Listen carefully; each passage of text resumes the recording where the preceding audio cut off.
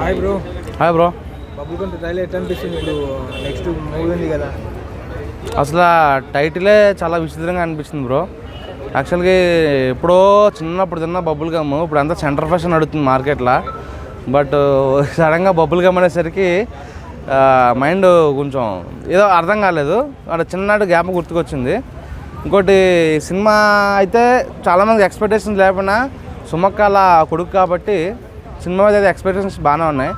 నాకు దాని ట్రైలర్ చూస్తే కనుక ఒక విధంగా చెప్పాలంటే ఒక ఫలక్నామా దాస్ కానీ ఒక డీజే టిల్లు కానీ ఈ రెండు కొంచెం దగ్గర అనిపించాయి అన్నమాట ఈ ట్రైలర్లో.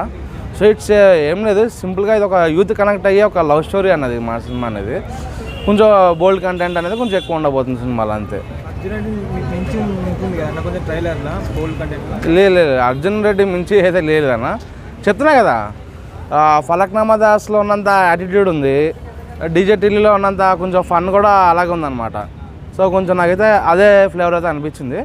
కాదు కొంచెం డైలాగ్స్ కానీ పంచ్ డైలాగ్స్ కానీ కొంచెం కొత్తగా అనిపించాయి అనమాట. హీరో లుక్స్ ఎట్లున్నాయి? హీరో లుక్స్ బాగున్నాయి అన్న. యాక్చువల్గా compare to audio launch pre release event కన్నా ఈ ట్రైలర్లో అయితే కొంచెం ఒక మాస్ హీరోలాగా అనిపించింది అనమాట.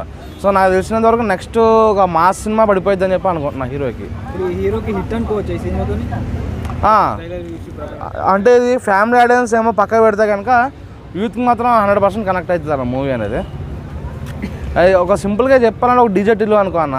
డీజే టిల్లు మనం ఎట్లా ఎక్స్పెక్ట్ చేస్తాం సేమ్ ఇది కూడా అలాగే. కొంచెం డబుల్ మీనింగ్ డైలాగ్స్ కానీ ఒక కామెడీ పంచెస్ కానీ ఇక లవ్ స్టోరీ ఇక తెలియదు ముందు మనకి ఇక సేమ్ అదే ఫ్లేవర్.